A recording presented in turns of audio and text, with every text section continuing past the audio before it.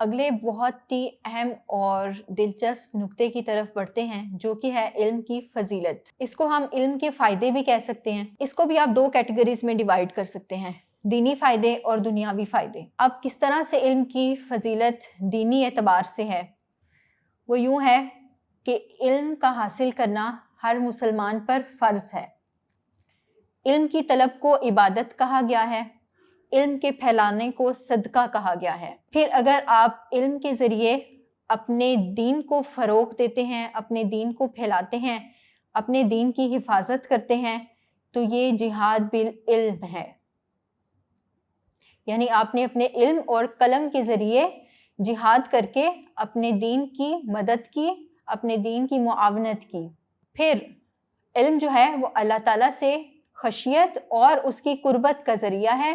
اللہ تعالیٰ کی معرفت علم کے ذریعے حاصل ہوتی ہے، جیسا کہ ہم نے پہلے ایک آیت میں پڑھا، انما یخشی اللہ من عبادہ العلماء، کہ وہی لوگ اللہ سے ڈرتے ہیں جو علم والے ہیں۔ تو اللہ تعالیٰ سے قربت کا ایک ذریعہ علم ہے۔ علم تقویٰ کے حصول کا ذریعہ ہے۔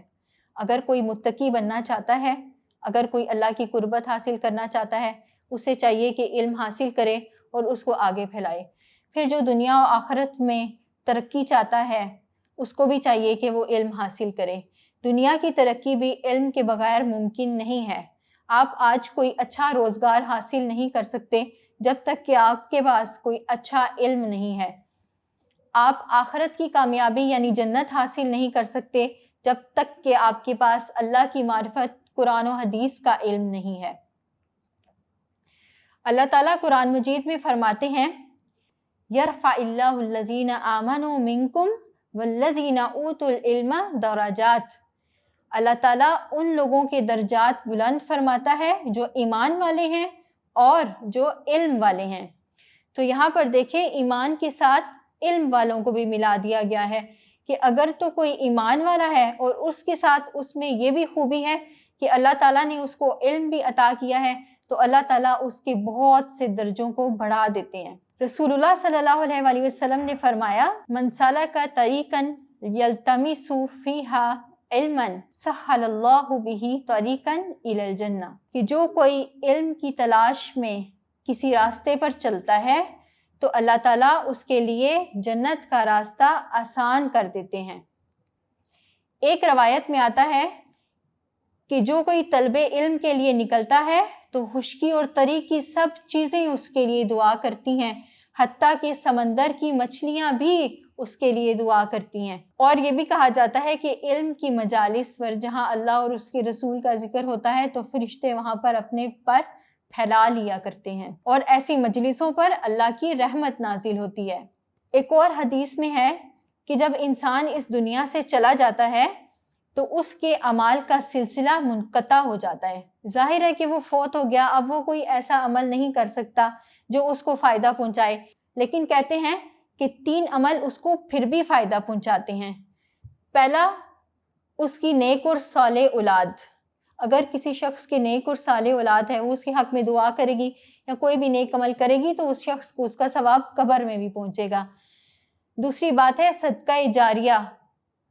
اگر اس نے کوئی صدقہ جاریہ اپنی زندگی میں کیا ہے تو اس کا بھی ثواب اس کو برابر پہنچتا رہے گا۔ تیسرا ہے علم۔ اگر اس نے کوئی عمدہ کتاب، کوئی مقالہ، کوئی تحریر اس طرح کی چھوڑی ہے جس کے ذریعے لوگ فیض حاصل کرتے ہیں، جس سے لوگ ہدایت پاتے ہیں، تو اس کا ثواب بھی اس کو قبر تک ہمیشہ پہنچتا رہتا ہے۔ وہ اپنی قبر میں بھی اپنے اس عمل کی بدولت راحت پاتا ہے، سکون پاتا ہے، اللہ تعالیٰ کی طرف سے اجر و ثواب پاتا ہے۔ اس کے علاوہ ایک اور حدیث بھی ہے، رشک اور حسد کرنا جائز نہیں، لیکن حدیث میں آتا ہے کہ 2 لوگوں پر رشک کیا جا سکتا ہے۔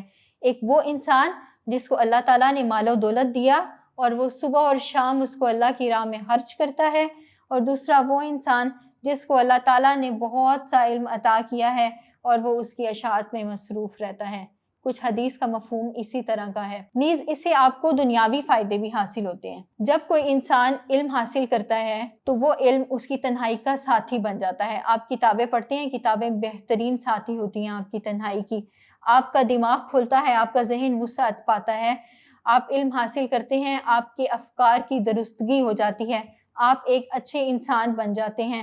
کیسے ہی جاہل ہوتے ہیں جن کو لوگ حیوانوں سے تشبیہ دے دیتے ہیں، لیکن صرف علم کی بنا پر ایک انسان حیوان سے، انسانیت سے بھی ممتاز درجے پہ چلا جاتا ہے، جس کو ہم اشرف المخلوقات کہتے ہیں۔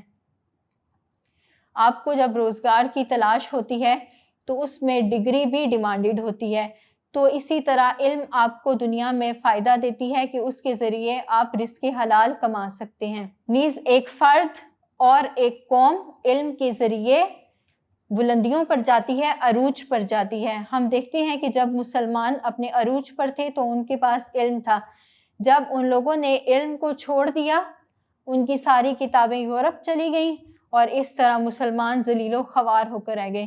آپ اپنے ملک پہ ہی نظر دوڑا لیں، پاکستان میں تعلیم کا کیسا نظام ہے۔ گورنمنٹ سکولز میں اور طرح کی تعلیم دی جاتی ہے، پرائیویٹ سکولز میں اور طرح کی تعلیم دی جاتی ہے۔